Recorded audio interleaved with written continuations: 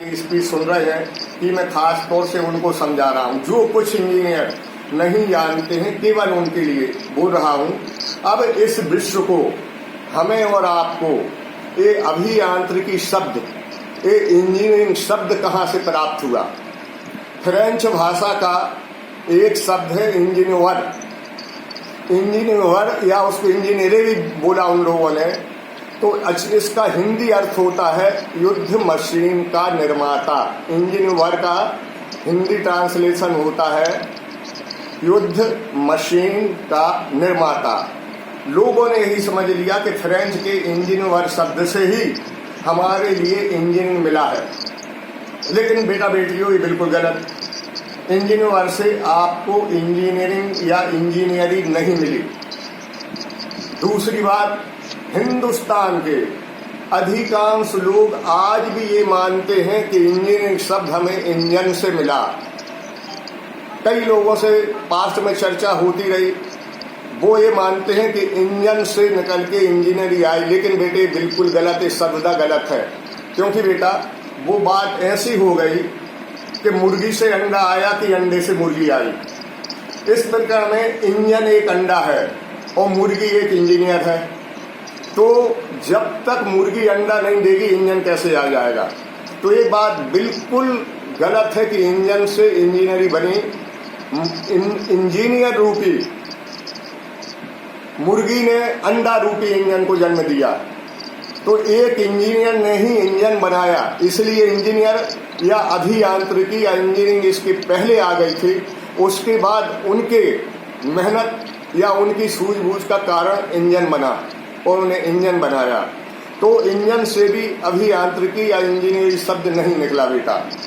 अब जैसा कि हम जानते हैं कि अभियांत्रिकी का पर्यायवाची शब्द इंग्लिश में इंजीनियरिंग है और लैटिन भाषा का एक शब्द है इंजीनियम, और इंजीनियम से ही इंजीनियरिंग पैदा हुई। जिससे लैटिन भाषा के शब्द इंजीनियम से ही इंजीनियरिंग और इंजीनियरिंग हमें आपको मिली। और लैटिन भाषा के इंजीनियम शब्द का हिंदी ट्रांसलेशन है स्वाभाविक दक्षता या स्वाभाविक निपुणता। तो स्वाभाविक निपुणता ही आपकी अभियांत्रिकी और इंजीनियरिंग कहलाई। बेटा इस प्रकार से इंजीनियरिंग को जन्म मिला। हो सकता है मैं लीड से हट के बोल गया हूँ, लेकिन ये थोड़ा सा कुछ बच्चों को समझाना जरूरी था, इसलिए मैंने इंजीनियरिंग और इंजीनियरिंग पे बेटे प्रकाश डाला। इसके इतिहास पर, इसकी परिभाषा पर, इसकी सच्चाई पर, इसके नाम पर। अब बेटे दूसरी बात पे आता हूँ। वर्तमान में आदरणीय तिवारी साहब ने अभी कुछ देर पहले इंजीनियरिंग और इंजीनियर की बहुत तारीफ की, और वास्तव में एक इंजीनियर काबिल तारीफ है भी। एक इंजीनियर के अगर गुण गिनाने पे आ जाएं, उनकी उपलब्धि गिनाने पे आ जाएं तो सुबह से शाम हो जाए। वास्तव में इस विश्व में अगर कोई अति महत्वपूर्ण पोस्ट है, क्वालिफिकेशन है, डिग्री है, तो बेटे वो इंजीनियरिंग की है, अभियांत्रिकी है। लेकिन बेटे वर्तमान में हम भी देख रहे हैं, डायरेक्टर साहब भी बैठे हैं, तिवारी साहब भी सुन रहे हैं, पिछले 15-20 सालों 10 सालों में जो भारतीय इंजीनियरिंग या इंजीनियर का तिरस्कार, अपमान, अनादर, जो उनको डिस्करेज किया गया, जो डिसऑनर किया गया, वो इंजीनियरिंग के या अभियांत्रिकी के इतिहास में, पास्ट में कभी भी इतना डाउन नहीं हुआ इंजीनियरिंग और इंजीनियर, जो कि अभी वर्तमान में चल रहा है। इसका कारण बेटा हम और आप नहीं है। हमारा इंजीनियर पहले भी उतना काबिल था और आज भी है। ये हमारी सरकारों की गलतियों का परिणाम कि हमें इतना तिरस्कार और अनादर का सामना करना पड़ रहा है। आज एक ग्रेजुएट इंजीनियर्स को बहुत नीचे जा करके अपनी क्वालिफिकेशन, अपनी डिग्री, ग्रेजुएट डिग्री से, अपनी योग्यता से कई गुने नीचे जा करके काम करना पड़ रहा है, अपने स्वाभिमान और अभिमान को बेच करके। लेकिन ये समय बेटा बेटियों ज़्यादा नहीं जाएगा, घबराने और डरने की जरूरत नहीं है। दुनिया में सब कुछ है, बहुत कुछ है और कुछ भी है। ये बेटा बेटियों इंजीनियरिंग की ही देन है और इंजीनियरिंग ही है। इस दुनिया में कोई भी शहर, कोई भी चीज, कोई भी वस्तु बिना डिजाइन के मुकम्मल नहीं हो सकती।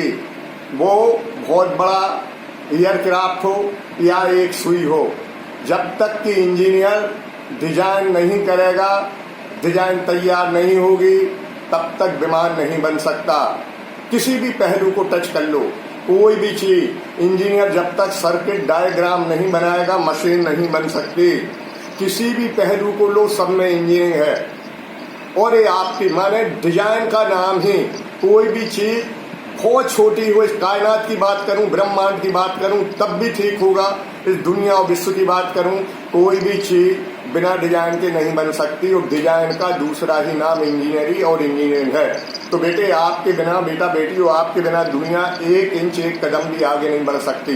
किसी भी पहलू को टच कर लो आप, सड़क, पानी, बिजली, विपाशा, सोशल मीडिया पे बोलने की छूट, इन आप व्यवस्थाओं पे बोलने की छूट, इन सब में ही बेटे इंजीनियरिंग लागू होता है, तब आदमी इतना बोल पाता है। और आज भी मैं बोल रहा हूँ, आप कहाँ हो, मैं कहाँ हूँ, ये भी इंजीनियरिंग का ही कमाल है। तो आज आपकी जरूरत ही महसूस नहीं की जा रही है और आपके बिना कोई काम मुकम्मल है भी नहीं इस दुनिया में, फिर भी आपकी आज जरूरत महसूस नहीं की जा रही है। किसी भी पहलू को लो, मैंने सरकारों की बात की, जनगणना हो या मतगणना या कोई भी गणना, कभी सटीक नहीं हो सकती, कभी सही नहीं हो सकती जब तक गणित को एक इंजीनियर भौतिक रूप या भौतिक आकार प्रदान नहीं करेगा। तब भी आप अपना महत्व समझिए बेटे, ये आप लोगों को जागरूक कर रहा हूं कि आपकी उपयोगिता, आपका उपयोग कहाँ कहाँ है। फिर भी आपके ऊपर ये आक्षेप लगाया जा रहा है वर्तमान में, और ये समस्त इंजीनियर्स जगत के लिए, पूरी अभियांत्रिकी जगत के लिए ये बहुत बड़ा चोट और बहुत बड़े अपमान की बात है जो ये हल्ला किया जा रहा है कि आज भारतीय इंजीनियर अनएम्प्लॉयबल है, नाकाबिल है, भारतीय इंजीनियर काबिल है नहीं। ये दोषारोपण हमारे ऊपर किया जा रहा है जो कि बिल्कुल ही गलत है। आप पहले भी काबिल थे और आज भी काबिल है। कारण क्या हुआ बेटे, मैं कारण बताता हूँ। 25-23 साल पहले, ठीक तो बोल रहा हूँ, भूल तो नहीं हो रहे बच्चे सुन रहे हो बेटा, हम बार बार पूछना पड़ता है कि मैं कुछ गलत या कोई गलत दिशा में तो नहीं जा रहा हूँ, माफी चाहूंगा, मैं कुछ ज्यादा ही बोलता हूँ। तो बेटे 25-30 साल पहले का ही खेल है। आईटी सेक्टर में बहुत बड़ा उछाल आया और उछाल के कारण सरकारें भूल गई और उन्होंने अनाप शनाप हजारों की संख्या में, एआईसीटी ने इंडिया की हजारों की संख्या में इंजीनियरिंग कॉलेज खुलने की परमिशन देती चली गई। और उसका परिणाम है कि जितनी जरूरत भारत सरकार ने या एआईसीटी ने केवल इतना सोचा कि कॉलेज खोलना है, इंजीनियर्स बनाना है, लेकिन ये नहीं सोचा कि इन इंजीनियरों का उपयोग कहाँ करना है।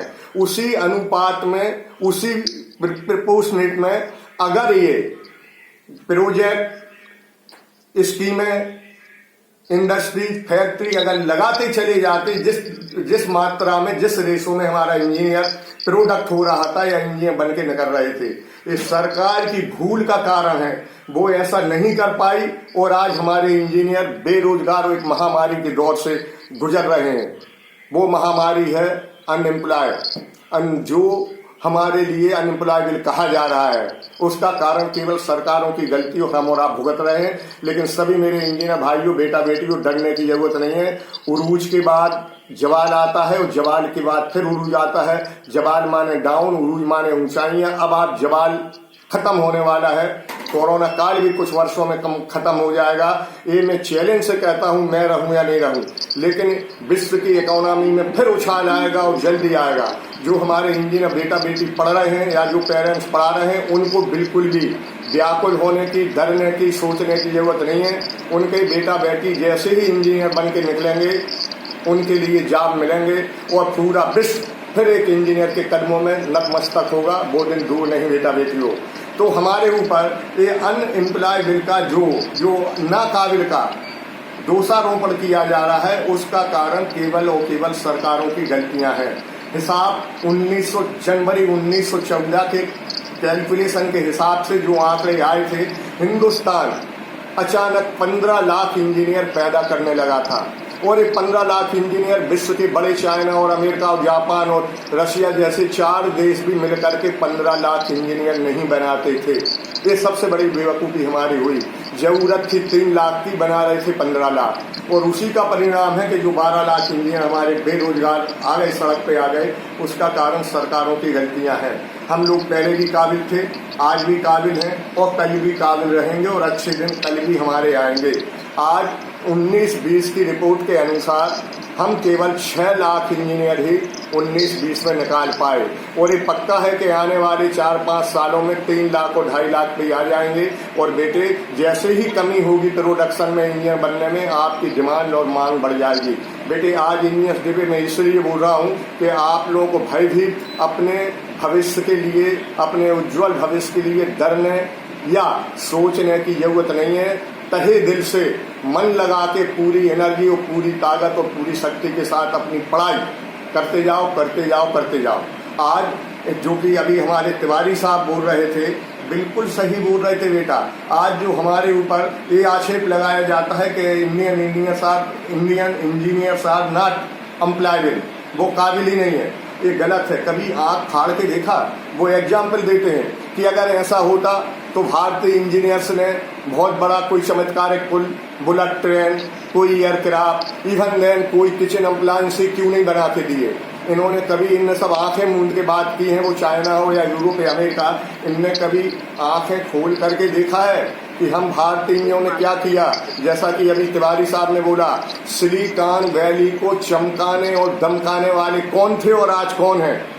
जब वो मुकम्मल हुई थी 90% भारतीय इंजीनियर ही थे, जिन्होंने लाखों मिलियन नहीं, लाखों करोड़ों बिलियन डॉलर कमा करके अमेरिका को दिया। वो कौन थे? हम और आप थे। फिर भी हमें अनकाबिल कहा जाता है। अगर हमें सत्य यही है कि भारत सरकारों की सोच यही रही कि अगली सरकार हमारी फिर कैसे बन जाए। और ना तो भारत सरकारों ने बुलेट ट्रेन बनाने का मौका दिया, ना बहुत बड़ा चमत्कारिक पुल बनाने का मौका दिया, और ना हमारे लिए कोई बड़ा एयरक्राफ्ट बनाने का मौका दिया। नहीं तो हम विदेशों से भी अच्छा और राफेल से अच्छा भी राफेल बना दिए होते अगर हमें मौका दिया जाता। सच बात यह है बेटा बेटियों कि हमें मौका ही नहीं दिया गया। आज एग्जाम्पल हम ही तो हैं। बॉम्बे हाई को बसाने वाले कौन हैं? हम और आप हैं, हमारे सीनियर हैं। बॉम्बे हाई को किसने बसाया? जरा अमेरिका और यूरोप आके आंख फाड़ के देखे। तुम्बा, तारापुर, राउत भाटा जैसे न्यूक्लियर प्रोजेक्ट के लिए किसने बना के दिया? कोई पाकिस्तानी, चाइनीज इंजीनियर्स आए थे? 100% आप लोगों की ही मेहनत और परिश्रम और त्याग और तपस्या का फल है। जो मैंने अभी न्यूक्लियर पावर का आपके पास जिक्र किया प्रोजेक्ट का, जो तैयार है, और वो बनाने का श्रेय बेटा बेटियों और हमारे आदरणीय सीनियर इंजीनियर्स को ही जाता है। तो हम पहले भी काबिल थे, आज भी काबिल हैं। आपको बिल्कुल भी डरने की जरूरत नहीं है। मैं बार बार इन शब्दों को बोल रहा हूँ कि जो मेरा बेटा बेटे इंजीनियर्स बनने जा रहे होंगे, वे डरे होंगे, उनको भविष्य के लिए डरे होंगे। भविष्य में क्या होगा, उनको डरने की बिल्कुल भी जरूरत नहीं है। आप थे, आप हो, आप रहोगे। दुनिया आपसे है, ये विश्व आपसे है बेटा बेटियों, आप विश्व से नहीं हो। दुनिया आप पे भरोसा करके जिंदा है, आप दुनिया के भरोसे जिंदा नहीं हो। हमें मिटा सके ये जमाने में दम नहीं, हमको मिटा सके ये जमाने में दम नहीं। अरे जमाना हमसे है, हम जमाने से नहीं। बेटा बेटियों, इंजीनियर्स, मेरे भाइयों बहनों, आप जमाने को देते हो, जमाने से लेते नहीं हो। जमाना आपकी दम पर है। याद करो वो पुरानी कहावत, जब ये कहा गया था, एक लिविंग्स्टन, एक क्या है, हम लोगों में डिम लाइट, हम निरुत्साहित हो गए हैं। और सत्य तो ये है, जो इतना फॉल डाउन आया या जो हमारी इंजीनियरिंग की इंसल्ट इंडियन इंजीनियरिंग की हुई, उसका कारण हम खुद हैं। हम गलत मान बैठे हैं। हम मान बैठे हैं कि हमारी डिग्री, हम खुद इंजीनियरिंग बन करके अपनी डिग्री को कमजोर मान बैठे हैं। और हम ये मान बैठे हैं कि जब तक बी या बीटेक के साथ MBA नहीं जुड़ेगा हम अधूरे रहेंगे। ये सब बेवकूफ़ी की बातें हैं बेटे। चंद वर्षों पहले की ही बात है। इंजीनियरिंग की डिग्री बी और बीटेक के सामने MBA कहीं नहीं ठहरता था। लेकिन ये वक्त की बात है। बिल्कुल निराश मत हो, आपका पुनः उज्जवल और सुनहरा वक्त आने वाला है। बेटे, हम पुरानी कहावत पढ़ते थे और आप लोग भी पढ़ते होंगे, जानते हो। पहले कहा जाता था कि विज्ञान वही खोज के देता है जो कि इस पृथ्वी पर पहले से मौजूद है। सभी जानते होंगे कि विज्ञान वही खोज के देता है जो पृथ्वी पर पहले से ही मौजूद था, लेकिन अभियांत्रिकी इंजीनियरिंग वो बना देती है जो कि पृथ्वी पे आज तक मौजूद नहीं रहा। आप लोग विश्वकर्मा हो बेटे, आप वो चीज बना के देते हो इन हाथों में, इन अरबों हाथों में, जो कि पृथ्वी पे कभी नहीं रही। अगर विज्ञान 4 चीजें खोज के देता है तो एक इंजीनियर 4 को मिला के एक 5वीं नई चीज बना के दे देता है। अगर विज्ञान एक कोई चीज खोज के देता है, हमारा इंजीनियर एक की 5 चीजें नई बना के दे देता है। वो नई चीजें जो कि आज तक इस पृथ्वी पर मौजूद नहीं रही, वो आप बना के देते हो बेटे। उस बात को याद करो और अब अपने अपने पैरों पे बेटा बेटियों खड़े हो जाओ। किसी का मुंह ताकने की जरूरत नहीं है। लियोनार्डो दा विंची ने कहा था, उस विंची की आपके लिए कहावत याद होगी कि जिन पैरों पे आप खड़े होते हो वो इंजीनियरिंग का मास्टरपीस है, वो इंजीनियरिंग का बेजोड़ एक मिसाल है, एक उदाहरण। बेटे, अपने अपने पैरों पे खड़े हो जाओ बिना किसी डर के। मेरी शुभकामनाएं। फिर आप लोग आओगे। आप बेटे, जैसा मैंने पहले बोला कि आप नए के लिए पैदा हुए हो। बदलता हमेशा नया होता है बेटे। आपको बदलते शब्द का ही उपयोग करना है। चेंज के लिए बने हो, इम्प्रूवमेंट के लिए नहीं बने बेटा बेटियों। इम्प्रूवमेंट एक स्वाभाविक प्रक्रिया है। जब धूल जैसी एक तुच्छ चीज दूसरी बार हवा में उड़ती है तो इम्प्रूव होके उड़ती है बेटे। इम्प्रूव शब्द को भूल जाओ।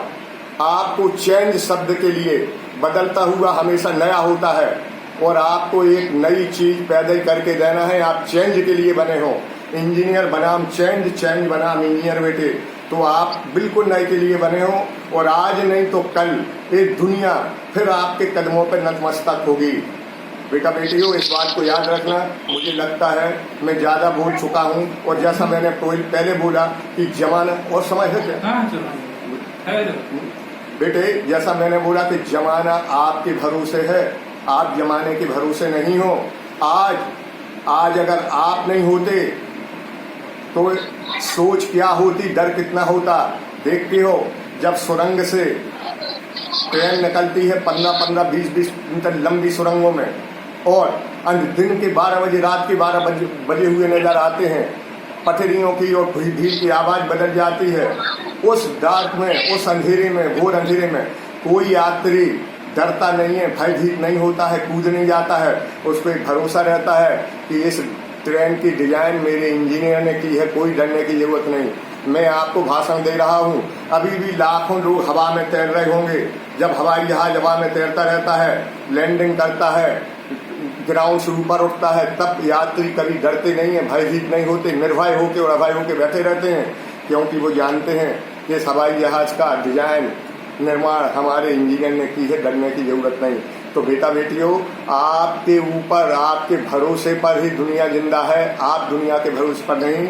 Thank you very much. आप लोगों ने मैंने सुना। अब रहा मोक्ष गुंडम विश्ववर्षय्या की जीवनी के बारे में। आदरणीय सिंह साहब बहुत कुछ प्रकाश डाल चुके हैं। बोलूं क्या 5 मिनट?